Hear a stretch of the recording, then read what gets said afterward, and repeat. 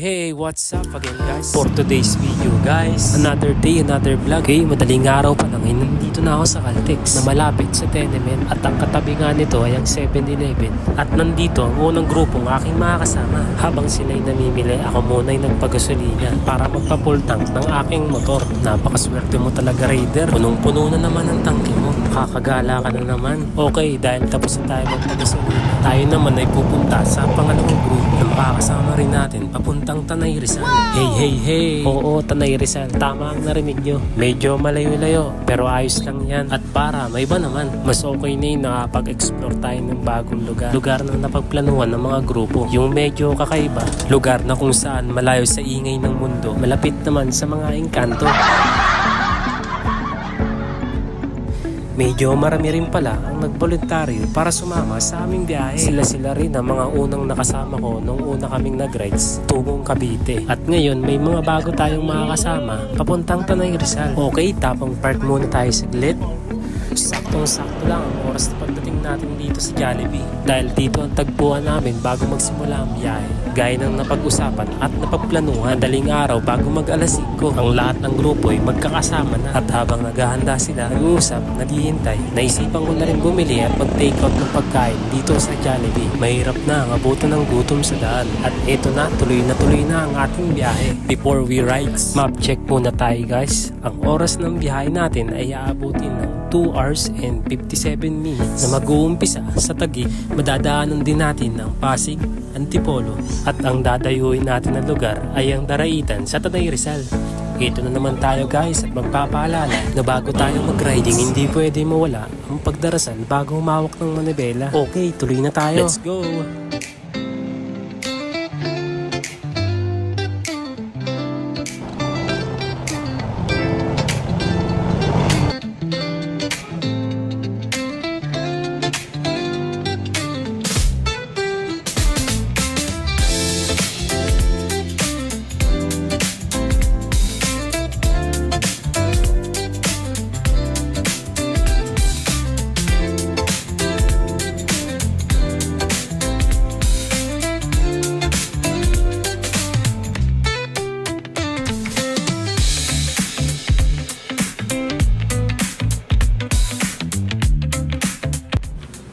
At dito na nga, medyo malayo-layo na rin ang ating narating sa pagmamaneho. Inabutan na tayo ng Bukang Liwayway dito sa Antipolo. Ang Antipolo ay lungsod sa lalawigan ng Rizal. At hindi lang yan, kilalang kilala ito bilang City in the Sky. Dahil sa lokasyon nito sa isang mataas na burol na nagbibigay ng isang magandang tanawin ng Metro Manila. At marami pang tourist attraction na pwede niyong puntahan dito. Gaya ng Antipolo Cathedral, Hinulugan Taktak, Cloud9 at Pinto Art Museum. 2 hours later.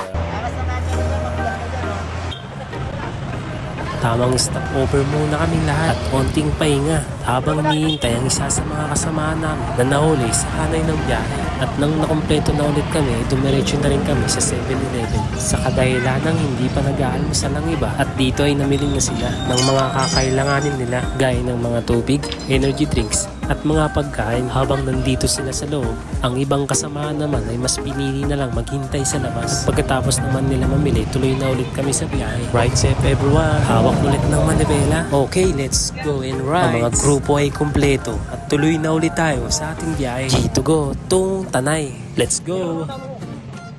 Kumusta na? Alam ko marami rin kayong iniisip. Kaya ikanto na lang natin yan.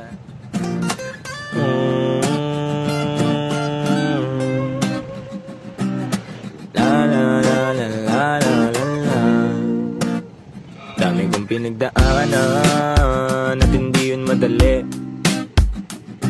Pero kahit na gano'n ay mas pinili ko pa rin ang umiti. Kasi napakaikiling din naman ang buhay. Ang bilis na sandali. Grabe, iba talaga ang feeling kapag nag-rides ka sa malayong lugar. Pagkatapos ng ilang minutong pagmamotor, napansin namin na parang naiwalay ang ibang grupo habang kami ay bumabiyahe. Kaya mas ninais na muna namin huminto at maghintay na kahit mga ilang minuto man lang. At dito sa bahaging kanan, kung mapapansin niyo ang ganda ng tanawin at napagpasyahan namin ng mga kasama ko na huminto at pagmasdan nito.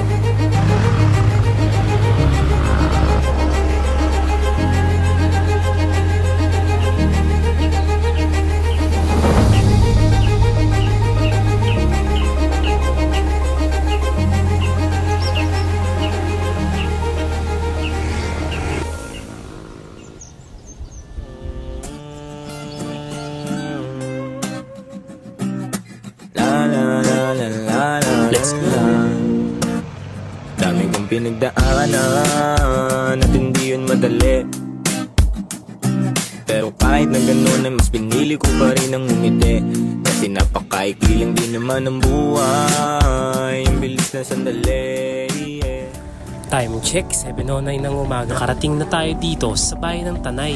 Ito ay isang bayan sa lalawigan ng Rizal. At sadya natin dito ay punta ng isa sa mga tourist attraction ng Rizal. Medyo nakakangalay rin pala ang pagmamotor sa isang malayong lugar. Lalong-lalo na pag manual na motor ang ginagamit nyo. Sensya na kayo guys dahil baguhan pa lang ako sa pagiging riders. Pero kahit ganun pa man, kailangan lang yan ng kasanayan. Ba talaga ang feeling kapag nakakadaan ka sa mga mapupunong lugar. Kay ganda talaga ng kalikasan. Napakaganda talaga ng view inyong masisilayan. At solid na walang traffic sa daan. Kaya kung kayo ay mapapadaan dito, magdoble ingat kayo dahil puro kurbada at paliko-likundaan ang inyong madadaanan. Mas mabuti na sulitin na saya imbis na puro pigate. Kasi ganyan lang ang buhay. Huwag mainipin kung ano ang parating. Huwag masyadong isipin may mangyari. Okay, nag-stop over na muna ang aming mga kasamahan dahil ang buong akala namin dito na ang destinasyon ng aming lugar. Mali pala ang tinuturo ng mapa. Isa sa mga nalaman namin na hindi pa updated ang mapa dito sa lugar. Kaya nagtanong-tanong na lang ang iba naming mga kasamahan kung saan nga ba talaga ang daanan tungo sa paliguan. At ayun na nga, ay nakakuha na sila ng impormasyon. Tuloy na ulit tayo sa biyahe gamit ng motor. At pagkatapos namin malaman ng tamang daan, ay pumiretso na kami sa tamang lugar na aming pupuntahan. Hindi pala biro ang madadaanan namin sa lugar na ito. Minsan patag at minsan puro lubak. Kaya kung sakaling mapadaan man kayo dito, ay hinay-hinay lang sa pagmamaneho. Hindi mo kailangan magmadali dahil ang daanan dito ay pababa at napakadelikado. At hindi rin pwedeng mag-overtake sa daang ito. Lamang pa rin ang taong nag-iingat lalong-lalo na sa daan. Konting oras na lang ay mapupuntahan na natin ang destinasyon na ating inaasam-asam. At bago tayo makarating sa ilog ng Tanay, binibilang nila mga taong dumarayo sa lugar na ito. At syempre hindi nawawala ang mga unexpected expenses sa mga gaya ng senaryo nito. Okay, cash out 40 pesos for the fiesta entrance fee. Paalala lang mga kabady, every time we rides, dapat lagi tayong may extra money. Perang mahugot natin sa bulsa kapag kailangan. At ito na nga guys, unti-unti na natin natatanaw ang lugar kung saan ay dinarayo ng mga motorista para maligo. Magandang tourist spot to para sa mga gustong mag-enjoy, mag-bonding o di naman kaya field trip. Grabe ang init, nakaka-bad trip. Ano pang hinihintay nyo? Halikan at dayuin nyo na rin ang magandang lugar na ito. Isa sa mga tourist attraction, ang Daraitan River, nagbibigay ng magandang tanawin at aktibidad sa labas. Time check, 8:45 AM ng umaga. Sa wakas ay narating na natin isa sa mga lugar na gustong-gusto nating puntahan. Welcome guys, at nandito na tayo sa Daraitan River. Nga pala guys, may bayad nga pala ang pagtawid dito sa tulay. 100 para sa mga 4 wheels, 50 pesos naman sa mga tricycle, at sa mga motorsiklo naman ay nagkakalaga ng 20 pesos.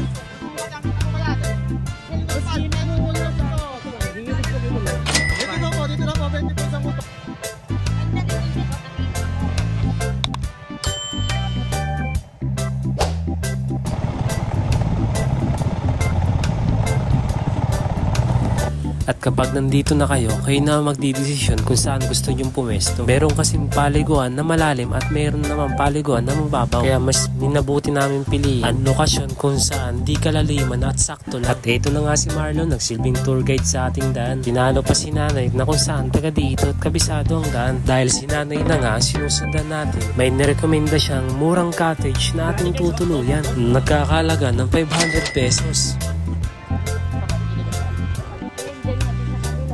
Kaya anong tawag sa lugar na ito, Nay? Dito? Opo. Sa inabahaba ng aming biyahe, dito ay nananghalian na muna kami.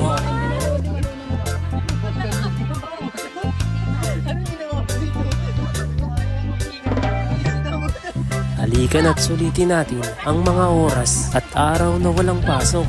Kung saan nga may magandang lugar, dapat pinupuntahan. But the rivers of Babylon, there we sat down. Yeah, yeah, we will. We'll remember Zion. By the rivers of Babylon, yeah, yeah, sat down. Yeah, yeah, we will. We'll remember Zion. One day we get the carriers away on captivity, require from us the song. Now why shall I sing the Lord's song in the street now? One day we get the carriers away on captivity, require from us the song. Now why shall we sing the Lord's song in the street now? By the rivers of Babylon, yeah, we sat down. Yeah, yeah, we will. We'll remember Zion. By the rivers of Babylon, there we sat down. Yeah, yeah, we will. We'll remember Zion. Let the words of my mouth and the meditation of our heart be acceptable in thy sight here tonight. With the burst on the let the words of my mouth and the meditation of our heart be acceptable in thy sight here tonight. By the rivers of Babylon, yeah, yeah, sat down. Yeah, yeah, we will. We'll remember Zion. By the rivers of Babylon, yeah, yeah, sat down. Yeah, yeah, we will. We'll remember Zion. When the wicked the carriers away on captivity, require from us to song. Now why shall we sing the Lord's song in a street land? When the wicked the carriers away on captivity, require from us the song. Now why shall we sing the Lord's song in the street land?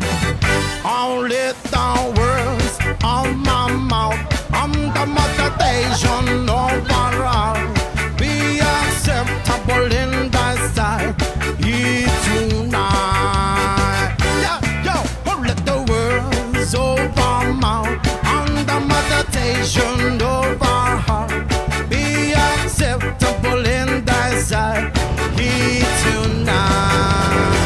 By the rivers of Babylon, yeah, yeah, sat down.